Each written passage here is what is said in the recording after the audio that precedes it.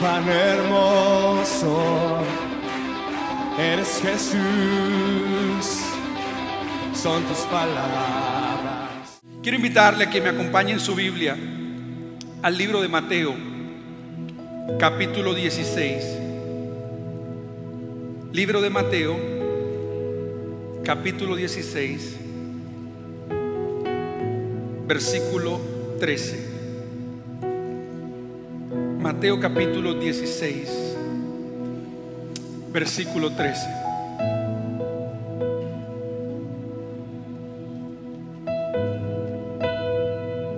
Cuando lo tenga puede decir amén. Yo le invito a que usted cargue su Biblia, tenga su Biblia.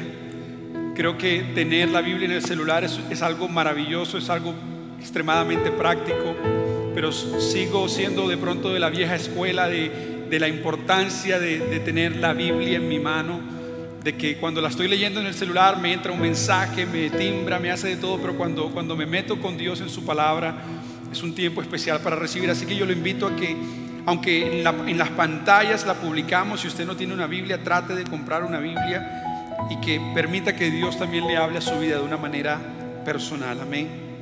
Mateo capítulo 16, versículo 13 al versículo 20, dice así: Cuando llegó a la región de Cesarea de Filipo, Jesús preguntó a sus discípulos: ¿quién dice la gente que es el Hijo del Hombre? Le respondieron: unos dicen que es Juan el Bautista, otros que es Elías, otros que Jeremías o uno de los profetas. ¿Y ustedes quién dicen que soy yo? Tú eres el Cristo, el Hijo del Dios viviente, afirmó Simón Pedro. Dichoso tú, Simón, hijo de Jonás, le dijo Jesús, porque eso no te lo reveló ningún mortal. Otra versión dice: ni sangre ni carne, sino mi Padre que está en el cielo. Yo te digo que tú eres Pedro, y sobre esta piedra edificaré mi iglesia, y las puertas del reino de la muerte no prevalecerán contra ella. ¿Cuántos dicen amén? Te daré las llaves del reino de los cielos.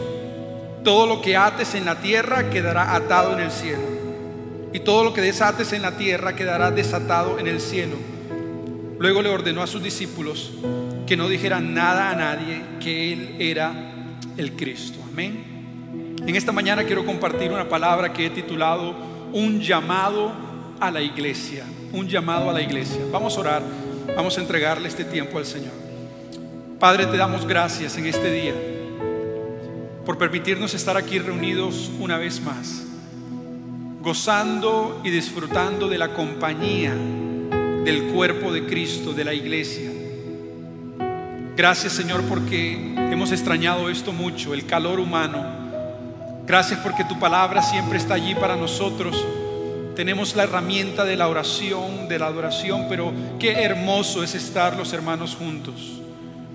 Hoy te pido, Dios, que aunque este templo, este lugar no es el centro de la adoración, te pido hoy que en este momento, en este espacio, tú te manifiestes y te glorifiques en nuestras vidas, en la alabanza, en la adoración, en la palabra, en la administración.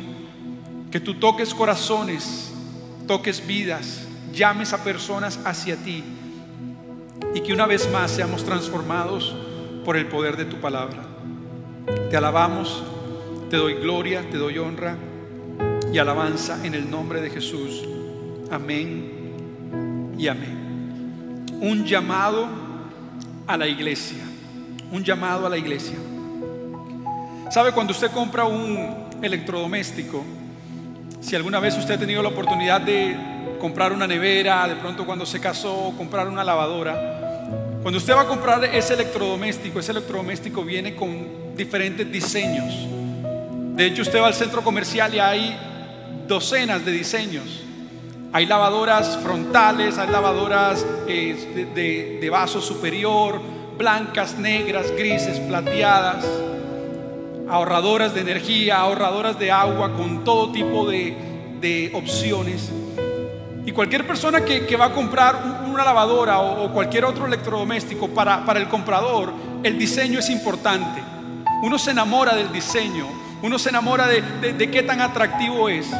Pero al final del día uno entiende que lo más importante de ese producto no es su diseño, sino el propósito para el cual fue diseñado.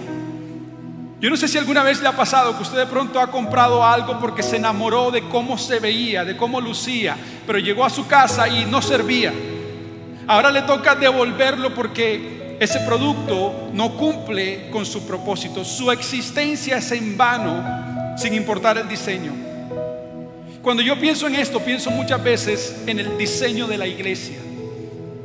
Cómo la iglesia puede tener muchos diseños. Si alguna vez usted ha ido a otra iglesia, a otro lugar, de pronto usted se da cuenta de eso. Nuestro diseño puede cambiar. Hay iglesias que cantan himnos, otras cantan canciones coros, otras cantan canciones más nuevas. Hay iglesias en las que las sillas son bancas de madera, en otras son sillas acolchonadas muy cómodas. En algunas el pastor predica de saco y corbata, en otras el pastor predica mucho más relajado. Algunas iglesias de pronto son templos grandes, otras son templos más pequeños. Puede ser metodista, bautista, pentecostal o independiente. Hay muchos diseños, pero lo que más importa en la iglesia es que la iglesia esté cumpliendo su propósito. ¿Cuántos dicen amén? No importa cómo sea nuestro color o nuestro sabor o el idioma que hablemos, si no cumplimos el propósito para el cual hemos sido diseñados, nuestra existencia es en vano. Y quiero desde el inicio aclarar que cuando hablo de la iglesia no estoy hablando de la institución de Camino, Verdad y Vida. No estoy hablando de razones sociales. No estoy hablando de personería jurídica. Estoy hablando de usted y de mí. Usted y yo somos el cuerpo de Cristo. Somos la iglesia. Cuando Dios venga, Jesús venga por su iglesia, no viene por este templo. Este templo se quedará y se pudrirá. Viene por la iglesia de Jesucristo. ¿Cuántos son la iglesia de Jesucristo? Viene por todos aquellos que han creído en Él como Señor y Salvador. Y en este pasaje que acabamos de leer, Jesús le pregunta a sus discípulos: cuéntenme, ¿qué han escuchado ustedes? ¿Quién dice la gente que soy yo? Y los discípulos empiezan uno por uno a decir: Señor, hay algunos que dicen que tú eres Elías, el profeta del Antiguo Testamento. Hay otros que dicen que tú eres Juan el Bautista. Otros creen que tú eres un gran profeta. Y Jesús le dice: ok, ¿y ustedes qué creen? ¿Ustedes qué dicen que yo soy? Y Pedro, uno de sus discípulos, le responde, le dice: Señor, tú eres el Cristo. Esta mañana cantamos una canción que dice: Cristo, Cristo, Cristo. ¿Alguna vez usted se ha puesto a pensar qué significa Cristo? Cristo no es el segundo nombre de Jesús, no es el apellido de Jesús. Yo pensé que su apellido era Cristo. Jesús, Cristo, no. La palabra Cristo significa el ungido, el escogido. Está hablando del Mesías. Cuando Pedro dice: tú eres el Cristo, está diciendo: sabemos que tú eres el Salvador del mundo. Tú eres el Mesías que hemos estado esperando.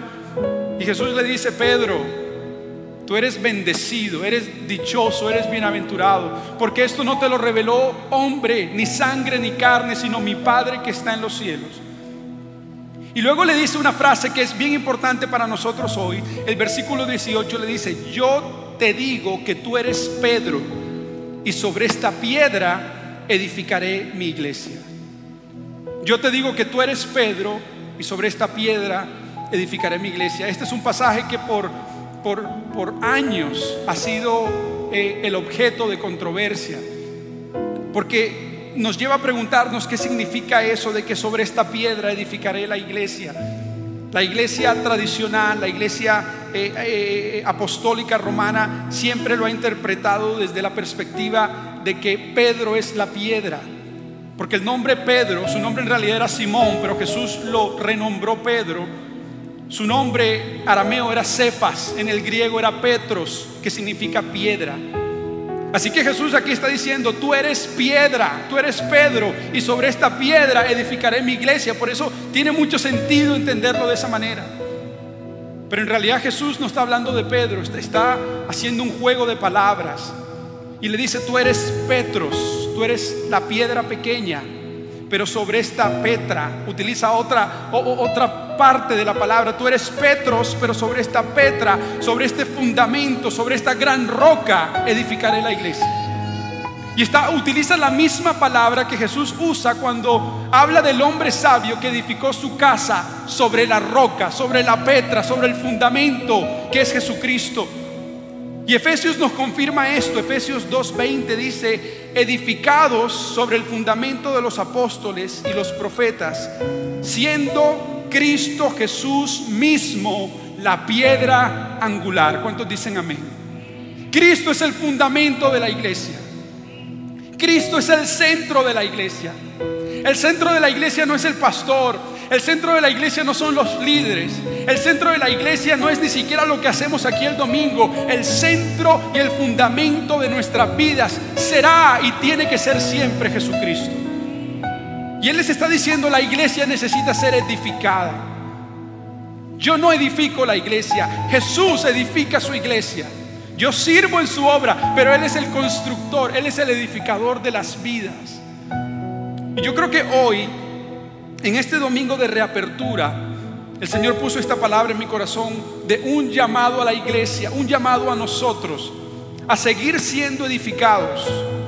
Y quiero compartir algunas cosas que yo creo que hoy Dios nos está llamando como iglesia. ¿Cuántos son la iglesia del Señor? Levante su mano.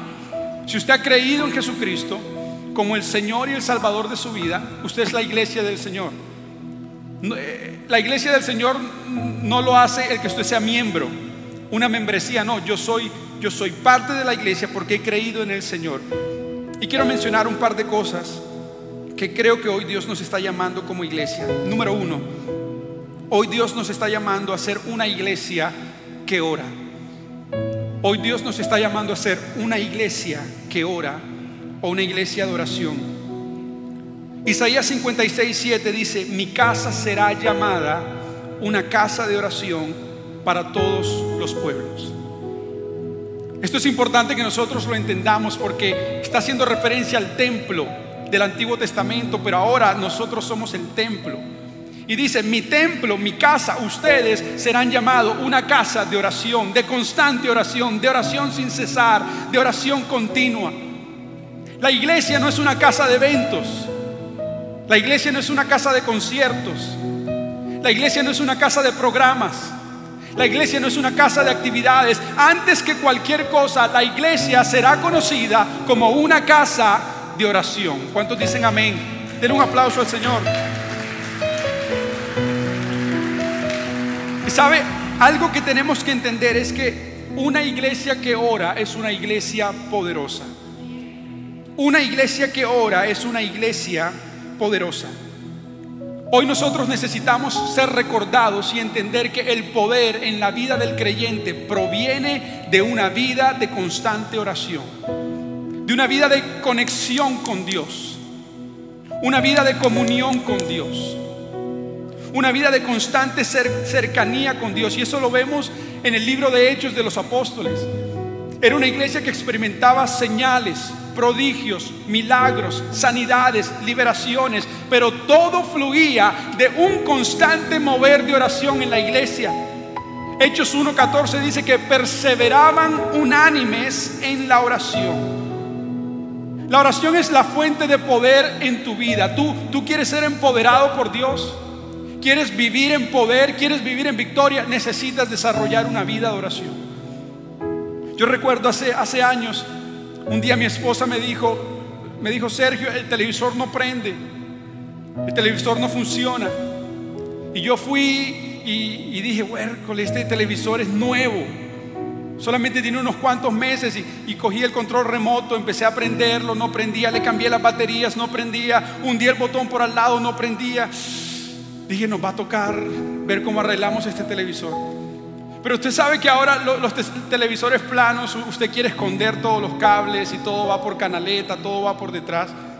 Así que dije: voy a revisar para ver. Y levanté el televisor y lo moví. Y ay, a uno como que ay, o sea, ahora me di cuenta, el teléfono, o sea, el televisor se había desconectado de la extensión de la corriente. No funcionaba, no prendía porque estaba desconectado de la fuente de poder. Y muchas veces nuestra vida es de la misma manera. No hay poder, no funcionamos de la manera correcta, no caminamos correctos porque vivimos desconectados de la fuente de poder que es Jesucristo a través de una vida de oración. Y hoy Dios nos está llamando a que seamos una iglesia de oración. No importa si la iglesia tiene 100,000 miembros o 10 personas. El poder de esa iglesia está en la oración. El poder de una iglesia no lo determina cuán grande es su templo, cuántos miembros tiene, cuántas canciones saca el ministerio de alabanza. El poder de una iglesia siempre está en una vida constante de búsqueda de Dios. Y quiero que me acompañe a Jeremías 33. Jeremías 33, versículo 3, dice así: clama a mí y yo te ¿qué? Yo te responderé. En otras palabras, llámame y yo te responderé. Te enseñaré cosas grandes y ocultas que tú no conoces. Esa es la intimidad en donde Dios le habla a su iglesia. Hoy nos hemos acostumbrado a que Dios solamente nos hable por medio del pastor, y ese no es el diseño de Dios para la iglesia. Él dice: clamen a mí y yo te responderé a ti. Yo no necesito del pastor Sergio para hablarte a ti directamente, pero tienes que clamar a mí y yo te responderé y te enseñaré cosas grandes y ocultas, grandes y ocultas, grandes y ocultas que tú no conoces. ¿Cuántos quieren conocer cosas grandes y ocultas? Clama a mí y yo te responderé. Es en el secreto en donde Dios revela propósitos, en donde Dios revela estrategias, en donde Dios nos da las ideas. Hoy muchas veces como iglesia decimos: conferencia de mujeres empoderadas. ¡Fum! Todas las mujeres corren a la conferencia. Conferencia de hombres de valor. ¡Oh! Todos los hombres corren a la conferencia. Conferencia de éxito empresarial. Todos corren a la conferencia de éxito empresarial. Liderazgo y crecimiento. Yo soy el primero. Conferencia de oración. Se oyen los pajaritos. Es más, nunca escuchamos de una conferencia de oración porque nunca llegan a ser conferencias. Se terminan convirtiendo en un taller en el salón del rincón porque nada más se inscribieron 10 personas. Porque la oración nunca nos ha parecido atractivo y se nos olvida que el poder de nuestra vida, el poder de tu matrimonio, el poder de tu caminar con Dios consiste en una vida permanente de oración. Esta semana estaba leyendo un escrito de un pastor que vivió en los años 1800, a mediados de los años 1800, Rubén Arker. Y quiero leérselo, escuche bien lo que él escribió. Él habla acerca de la iglesia y dice: estamos muy ocupados para orar y por lo tanto estamos muy ocupados para tener poder. Tenemos mucha actividad, pero logramos poco. Tenemos muchos servicios, pero pocas conversiones. Tenemos mucha maquinaria, pero pocos resultados. Hoy Dios está llamando a jóvenes a que sean prendidos y encendidos por medio de la vida de oración. Hoy Dios está llamando a hombres y caballeros que tomen su posición de sacerdocio en el hogar y decir: yo voy a ser un hombre de oración. Dios hoy está buscando a mujeres que doblen rodillas y oren y clamen a Dios y Él nos responderá. Dios está llamando a Camino, Verdad y Vida y a la iglesia de Jesucristo en el mundo a que seamos una iglesia de oración. ¿Cuántos dicen amén? Denle un aplauso al Señor en esta mañana de alabanza. Amén. Amén. Número 2, Dios está llamando a la iglesia a que sea una iglesia que alcanza, a ser una iglesia que alcanza. No sé si alguna vez usted ha estado en su cocina y de pronto usted tiene que alcanzar algo. Si usted no es muy alto, de pronto tiene que alcanzar algo en la repisa de arriba y usted no alcanza, así que usted viene y busca un banco, busca una silla y se monta para alcanzar. Es algo que estaba fuera de mi alcance, no estaba cerca, así que tengo que estirarme, hacer un esfuerzo y alcanzar. Cuando la Biblia habla de alcance, está hablando de ir y alcanzar a aquellos que están lejos de Cristo y traerlos a comunión con Él. La misión de nuestra iglesia es llevar a aquellos que están lejos de Dios, ir a aquellos que están lejos de Dios y llevarlos a tener una comunión con Cristo. Alcanzar a los que están lejos de Cristo y traerlos a una comunión con Él. Y hoy hay algo importante que la iglesia no puede perder de vista, y es que la iglesia es la luz del mundo. ¿Cuántos dicen amén? ¿Cuántos pueden decir yo soy la luz del mundo? Sé que hay algunos que no están como que muy seguros. Dicen, pastor, eso suena como que no fue Jesús el que dijo que Él era la luz del mundo. Eso suena como arrogante, eso suena como herejía. No, pero la Biblia nos dice en Mateo 5:14, Jesús le habla a la iglesia y les dice: ustedes son la luz del mundo. Él es la luz del mundo, pero también nos dijo a nosotros: ustedes son la luz del mundo. Y una ciudad en lo alto de un monte no puede esconderse. Nadie tampoco enciende una vela o una lámpara y la pone debajo de un cajón, pero la pone en lo alto, en la parte de arriba de una repisa, para que alumbre toda la casa. Y dice: hagan brillar su luz a todos, para que todos puedan ver las buenas obras de ustedes. Hoy Dios está llamando a la iglesia a ser una iglesia que alcanza. Y mis hermanos, la iglesia creo yo que es la respuesta que el mundo hoy necesita. Hace unos meses yo predico un mensaje que decía nuestra única esperanza. Jesús es nuestra única esperanza. A veces nosotros perdemos el tiempo tratando de buscar respuestas para el mundo en los lugares incorrectos. Es este político, es este alcalde, es este presidente, es este partido, es este proyecto social, es esta estrategia económica, es esta estrategia social. Y por todo lo que el mundo ha vivido, todavía sigue demostrando que la única respuesta que el mundo tiene y necesita es Jesucristo. Y la iglesia es la luz del mundo. En momentos como esto, Dios nos llama a nosotros a ser la iglesia. Y yo tengo la responsabilidad, cada creyente tiene la responsabilidad de alcanzar a otros para Cristo. Nuevamente, no estoy hablando de la razón social CBB, estoy hablando de ti y de mí. Cada uno de nosotros tiene que ir y alcanzar a otros para Cristo. Yo creo que el mundo será alumbrado y será transformado no viniendo nosotros a la iglesia solamente los domingos. Este es nuestro tiempo de comunión, nuestro tiempo de relación. Pero el mundo no cambia nosotros viniendo a la iglesia. El mundo cambia cuando nosotros somos la iglesia y vamos y predicamos el evangelio del Señor. Esa es la iglesia que el Señor hoy está tratando de levantar. Y yo creo que existe un paradigma en el que muchas veces nosotros creemos que si no soy predicador de púlpito, si no soy maestro de escuela dominical, si no soy ministro de alabanza, entonces no soy llamado por Dios. Eso es solo para unos cuantos. Yo no sé si usted sabía, pero del número de una iglesia, aproximadamente solamente el 20% de la iglesia sirven en lugares, en posiciones, en capacidades. Y muchas veces el resto piensa: yo no soy llamado por Dios, yo no tengo un ministerio, yo no tengo un don, yo no tengo un lugar específico para servir. Pero el llamado de Dios a nuestra vida es alcanzar a aquellos que necesitan del evangelio y de las buenas noticias de Jesucristo.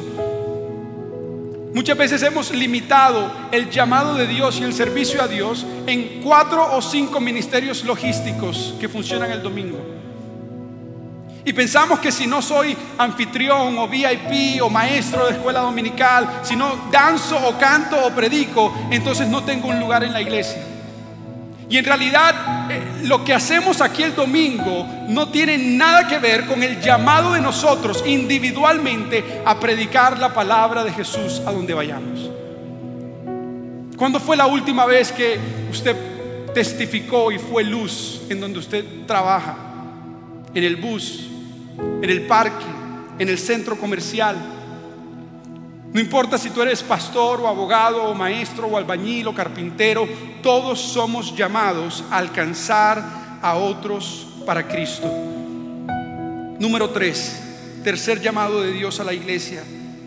Dios nos está llamando a ser una iglesia que forma. Una iglesia que forma. que forma discípulos o que hace discípulos. Y sabe, alcanzar es fácil, discipular es otra historia. Usted puede alcanzar con eventos evangelísticos, con programas. Usted puede alcanzar con una conversación de 2 minutos y alguien cree en Jesucristo como Salvador. Pero discipular es algo que requiere de mucho tiempo, requiere de paciencia, de amor, de constancia, de compartir con esa persona, de pasar tiempo con ellas. Yo siempre he dicho que el discipulado solamente se da en el contexto de las relaciones. Es imposible discipular desde el púlpito. Desde el púlpito puede haber una enseñanza general, pero el discipulado sucede uno a uno, cara a cara, pasando y viviendo con esa otra persona. Y como decía ahorita, el llamado a discipular no es responsabilidad de una institución, es responsabilidad de cada creyente. Mateo 28:19, Jesús le dice a la iglesia: por tanto, vayan y hagan ¿qué? ¿Hagan qué? Vayan y hagan discípulos, no conversos, hagan discípulos y bautícenlos en el nombre del Padre, del Hijo, del Espíritu Santo. Enséñenles a obedecer, guíenlos, inviertan en ellos, enséñenles a obedecer todo lo que les he mandado. Muchas veces traemos a alguien a la iglesia, un invitado, un amigo, un familiar, y lo traemos. Y al final del culto decimos: pastor, trajo un invitado, aquí se lo dejo, ahora usted se encarga, adiós. Y ese no es el modelo de Dios para nosotros. El modelo es que si yo lo alcanzo, yo lo discipulo. Yo oro con él, le enseño la palabra de Dios, lo invito a la iglesia, lo motivo a servir, lo hago parte del cuerpo de Cristo. Yo creo que el discipulado hoy es tan ineficiente en la vida de la iglesia porque hemos querido que una organización se encargue, que un pastor y 3 maestros se encarguen de discipular a miles, y así no funciona. Queremos que unos cuantos utilicen una plataforma académica. Pastor, métalos en un salón de clase 8 semanas y disipúlelos, y así no funciona. Creemos que porque salí con mi cartón de discipulado ya soy discípulo de Cristo. El discipulado es algo que tiene que ser todos los días, trabajar todos los días. Las ovejas paren ovejas. Una vaca no puede parir una oveja. Discípulos paren discípulos. Una persona que no está produciendo discípulos es porque ella misma no es discípulo. Una institución no pare discípulos. Personas dan a luz discípulos y discipulan de una manera orgánica. Ese es el llamado de Dios en la vida del creyente. Y hoy Dios me llama a yo invertir mi vida en la vida de otros. Hay jóvenes en esta iglesia que necesitan padres espirituales, que necesitan madres espirituales. Hay caballeros que necesitan a alguien que camine con ellos y los ayude a vivir la vida y a atravesar los problemas de la economía, del matrimonio, de la sociedad. Hay mujeres que necesitan a una persona que ore con ella en los momentos difíciles. Eso es discipulado. Dios nos llama a ser una iglesia que forma. Y por último, número 4, Dios nos llama a ser una iglesia que envía. Número 1, Dios nos llama a ser una iglesia que ora. Dios nos llama a ser una iglesia que alcanza, una iglesia que forma. Y por último, Dios nos llama a ser una iglesia que envía. Romanos capítulo 10, versículo 14 dice: ¿cómo pues invocarán a aquel en el cual no han creído? ¿Y cómo creerán en aquel de quien no han oído? ¿Cómo oirán sin haber quien les predique? ¿Y cómo predicarán si no son enviados? Como está escrito: cuán hermosos son los pies de los que anuncian la paz, de los que anuncian las buenas nuevas. Dice, la gente necesita clamar a Dios. Ese pasaje que leímos ahorita, clama a mí y yo te responderé.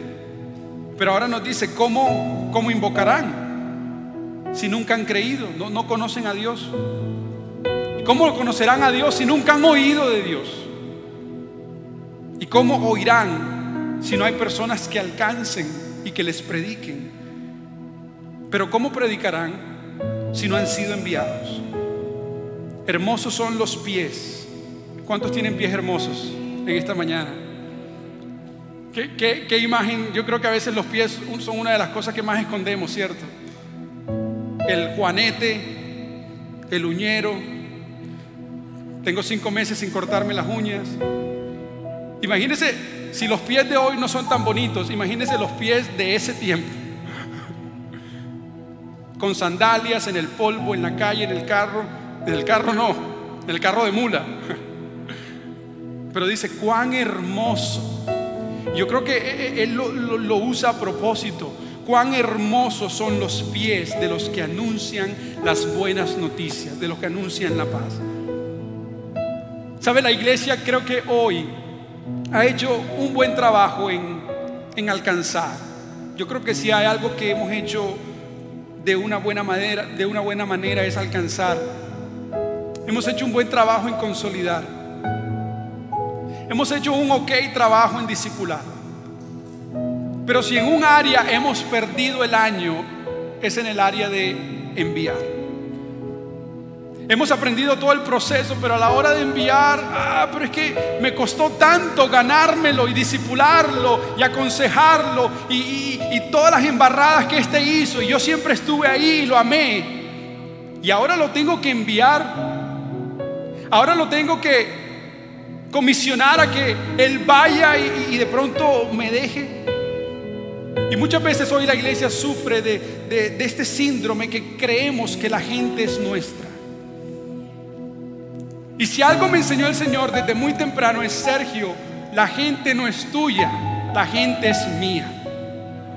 Yo soy el buen pastor y yo pongo gente a tu cuidado para que les sirvas y para que les enseñes y para que les prediques. Pero la gente es del Señor, las ovejas son del Señor, y en algún momento necesitan ser enviadas. En algún momento necesitan ser comisionadas. Hoy hay personas, y hay líderes, y hay gente que cuando de pronto tienen unos cuantos, enseguida pensamos: siéntate ahí, haz silencio, sométete, no opines, no seas mejor que yo, y no trates de hacer nada mejor que yo, porque si no, estás ¿en qué? Rebeldía. Eres un rebelde. Y lo enseñamos, lo alcanzamos, pero hay un momento en el que el pollito ya quiere salir del cascarón, ¿cierto? Y en su afán de salir del cascarón decimos: no, quédate allí, allí te quiero, no quiero que crezcas. No quiero que vayas, no quiero que logres mayores cosas que yo. Creo que la iglesia hoy necesita cambiar esta mentalidad. Hace un tiempo yo estaba viendo el Discovery, el Animal Planet, y era Semana del Tiburón. No sé cuántos se ven la Semana del Tiburón, pero era Semana del Tiburón y estaban hablando de una especie de tiburón, no sé exactamente cuál era, pero decía que este tiburón lo llevan a los acuarios y es el animal más popular del acuario. Todo el mundo quiere ver a ese tiburón. Pero este tiburón, si usted lo trae de su ambiente natural y lo pone en un acuario, en su edad adulta, en su máxima edad, este tiburón puede llegar a medir unos 15 centímetros. Solo 15 centímetros, un tiburón totalmente maduro y adulto. Pero si usted deja ese tiburón en su ambiente natural, en el océano, ese tiburón puede llegar a medir 2,5 metros, 3 metros. ¿Por qué pasa esto? ¿Por qué creció allá y no creció aquí? Es porque aquí está siendo limitado por las estructuras. Hay algo que le impide crecer, no está alimentándose de lo que necesita comer. Y creo que hoy Dios está llamando a la iglesia a entender el valor de enviar a nuestros discípulos, enviar a las próximas generaciones. De que no te puedo tener allí sentado toda la vida. No puedes quedarte allí solo recibiendo toda la vida. Hay un momento en el que tienes que ir y crecer y producir y replicar y reproducir lo que has recibido de Dios. De gracia he recibido, de gracia también doy. Ese es el llamado de enviar. Muchas veces en la iglesia hemos creído, y creo que esta no es esa iglesia, pero muchas veces hemos creído: pastores, que los jóvenes son un problema. Pastores, que los jóvenes son unos rebeldes. ¿Sabes? Yo creo que los jóvenes no son el problema. Yo creo que los jóvenes son la solución. Los jóvenes no son el futuro, los jóvenes son el presente. Pastor, pero es que ellos se visten raro. Pastor, ellos hablan raro. Pastor, ellos se peinan raro. Caminan raro. Son raros, como si nosotros nunca hubiésemos sido esos jóvenes en nuestra generación. Los tiempos cambian, las modas cambian, todo cambia. Pero si podemos tener esos jóvenes raros, empoderados por el Espíritu Santo, apasionados por la oración, alcanzando a otras generaciones para Cristo, creo que hemos alcanzado algo poderoso. Pero tenemos que aprender a soltar, tenemos que aprender a enviar, tenemos que llamar. La próxima generación de la iglesia, y no me refiero solamente a jóvenes, pero también la próxima generación de creyentes, esos que van llegando, son una herramienta poderosa en las manos de Dios. Y quiero terminar contándole un poquito de mi testimonio. Sabe, a los 14 años, esta iglesia, Camino, Verdad y Vida, me dio la oportunidad de servir en el ministerio de jóvenes. No había líder, no había pastor, así que nos dieron a unos cuantos jóvenes la responsabilidad de trabajar con los jóvenes. Estábamos liderando a nuestra propia generación. Y a los 14 años, raro, extraño, imperfecto, sin muchas herramientas, alguien nos envió y nos comisionó y nos envió a trabajar en la obra del Señor. Yo le contaba a algunos jóvenes ayer, les decía, mis años de juventud en CBB fueron los mejores años de mi juventud, sirviendo al Señor. 14 años. A los 20 años, ahora ya recibí el llamado de Dios a mi vida. Estoy en los Estados Unidos, me estoy preparando para el ministerio. A los 20 años no había ni terminado mi carrera, iba por mi segundo año apenas. Y un líder de nuestra organización internacional un día me llamó y me dijo: Sergio, necesito que asumas una iglesia. 20 años, soltero, todavía extraño. Necesito que asumas una iglesia. Y en ese momento, a los 20 años, recibo la primera iglesia que el Señor me permite pastorear, unas 40 personas, y por 2 años y medio pastoreé esa iglesia con amor, con entrega, con dedicación. A los 23 años, el pastor de la iglesia con el que siempre había trabajado en los Estados Unidos, un día me dice: quiero que vengas y trabajes conmigo como pastor asociado de esta iglesia. Una iglesia americana, la primera era una iglesia hispana, esta era una iglesia americana. Más responsabilidades, más oportunidades de crecer. Y a los 23 años vengo y empiezo a trabajar con él.